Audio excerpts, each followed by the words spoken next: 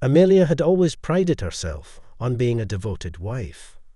Her marriage to Thomas, a successful but distant architect, had begun with whirlwind romance, a proposal under the cherry blossoms of Kyoto, a wedding bathed in golden autumn light. But 5 years in, the cracks had begun to show.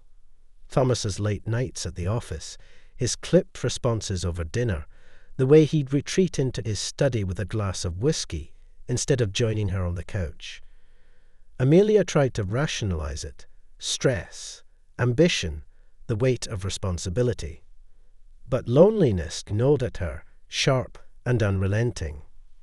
The anniversary gala for Thomas's firm was supposed to be a respite, a chance to dress up, to feel seen. For weeks, Amelia had agonized over her outfit, settling on a midnight blue gown that hugged her curves in a way Thomas hadn't noticed in months. When she twirled in front of him that evening, he'd barely looked up from his laptop. "You look fine," he'd muttered, his fingers clacking against the keys. Fine. The word stung. The ballroom glittered with chandeliers and the clink of crystal. Amelia hovered near the champagne tower, her smile strained as Thomas schmoozed colleagues. She recognized no one. Her own career as a freelance graphic designer had dwindled to sporadic projects, swallowed by the void of their childless apartment. A server offered her a flute of champagne, and she drank it too quickly, the bubbles bitter on her tongue. That's when Lincoln appeared. He was a new hire. Thomas had mentioned him once, a rising star in the firm's London branch, in town for the gala. Tall, with tousled chestnut hair and a laugh that cut through the room. Amelia watched him weave through the crowd, charming and effortless. When their eyes met, he didn't glance away. "You're Thomas's wife," he said, extending a hand. His accent was warm, undeniably British. "Amelia, right? He never mentioned how stunning you are." She flushed, torn between guilt and a flash of pleasure. Him, very busy. Lincoln's grin turned conspiratorial. "A crime, if you ask me." He plucked 2 fresh flutes from a passing tray and handed her one, to being underappreciated. They talked, or rather, Lincoln talked, about his travels, his passion for vintage cars, the novel he'd half-written in college. Amelia found herself laughing, the sound foreign in her own ears. When Thomas finally reappeared, his tie askew and his gaze distant, Lincoln excused himself with a wink. "Till next time," he murmured, brushing her wrist as he left. The ride home was silent. Thomas drove with one hand on the wheel, the other massaging his temple. "You seemed cozy with Lincoln," he said suddenly, his tone casual but edged. Amelia stiffened. He was just being polite. "Polite," Thomas snorted. "He's a shark. Take care of yourself." The accusation hung in the air. Amelia stared out the window, the city lights blurring. That night, as Thomas snored beside her, she replayed Lincoln's words, underappreciated, and wondered, for the first time, what it might feel like to be wanted. Weeks passed. Thomas's absence became longer and longer, and his apologies became more meaningless. Amelia threw herself into her work, designing logos for startups that paid with promises. One evening, I received an email inviting me to a cocktail party on the roof of the company. Thomas couldn't come. He was in Chicago, finishing work on a contract. He wrote that he would go without his wife. The rooftop buzzed with laughter and jazz. Amelia lingered by the railing, the skyline sprawling beneath her. She'd worn red tonight, a dare to herself. "Fancy meeting you here." Lincoln leaned against the railing beside her, his sleeves rolled up to reveal a tattoo, a compass, its needle pointing west. "No, Thomas." "Business trip." She sipped her drink, the gin sharp. "His loss." His gaze lingered on her necklace, a teardrop sapphire Thomas had gifted her on their 3rd anniversary. "You're too vibrant to be left alone." The alcohol hummed in her veins. "And what would you do," she asked, her voice steadier than she felt, "if you weren't afraid of consequences?" Lincoln stilled.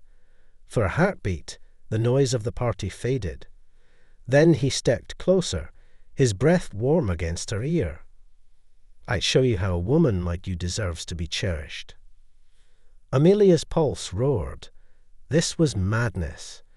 But when his hand brushed hers, she didn't pull away. The rooftop's ambient noise faded into a hum as Lincoln's words hung between them. Amelia's fingers tightened around her glass, the ice clinking softly. She should walk away. She knew she should. But the weight of Thomas's indifference, the months of swallowed words and hollow silences, pressed against her ribs like a vice. When Lincoln's hand grazed the small of her back, guiding her toward the elevator, she followed. The hotel room was all muted grays and floor-to-ceiling windows, the city blinking below like a constellation of judgmental eyes. Lincoln didn't rush. He poured her a drink, his movements deliberate, as if he understood the gravity of the line they were about to cross. "You don't have to stay," he said, though his gaze betrayed his hope. Amelia hesitated, the sapphire necklace cold against her skin. "Thomas forgot our anniversary last week," she reminded herself. He didn't even call. The memory steeled her resolve. She set down her glass and closed the distance between them. Afterward, guilt arrived in waves.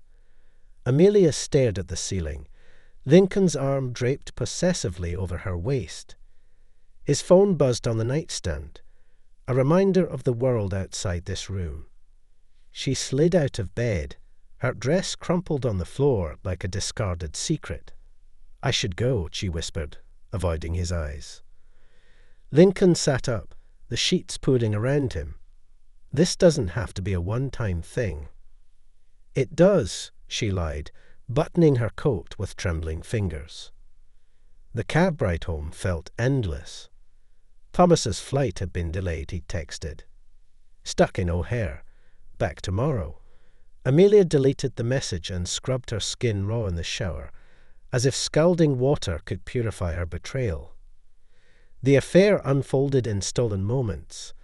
Lunchtime trysts in boutique hotels, whispered calls during Thomas's conferences, a weekend work retreat in the Hamptons where Lincoln taught her to sail. With every secret, Amelia split deeper into two selves.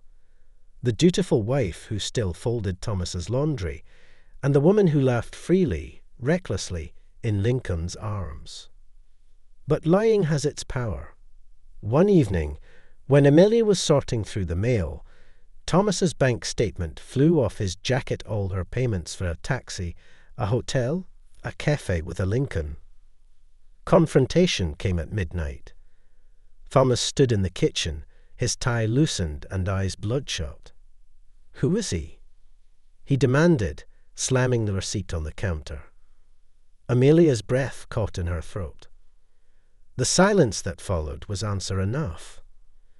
They tried, briefly, to mend what was broken. Couples therapy, weekend getaways, even a tentative dinner date where Thomas complimented her dress. But the wounds festered.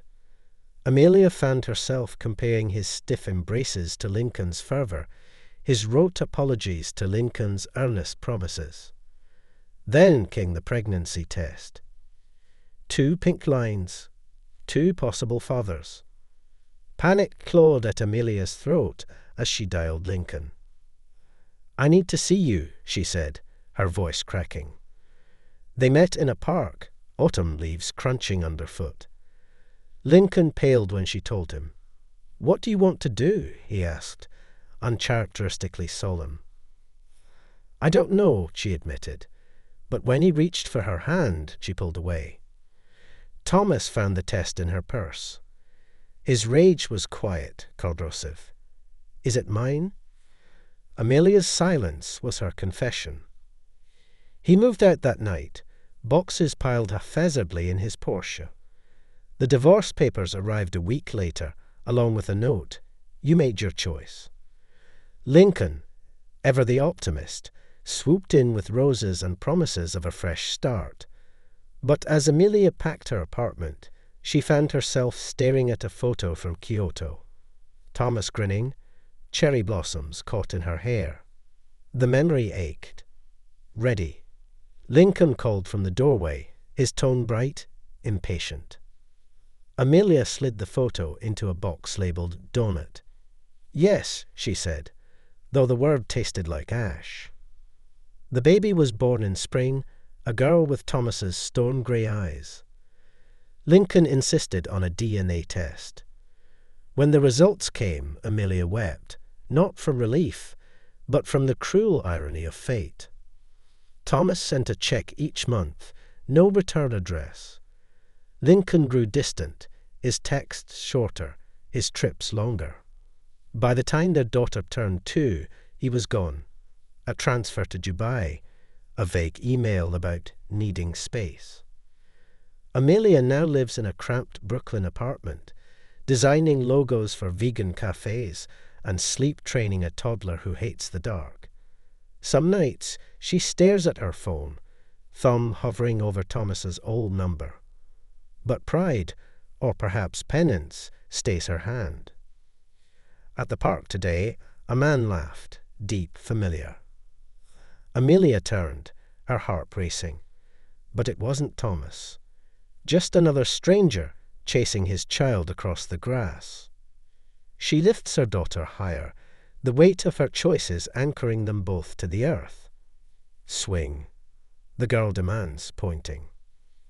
Amelia pushes her gently, the chains creaking. Higher, Mama. She obeys, the world blurring as her daughter soars.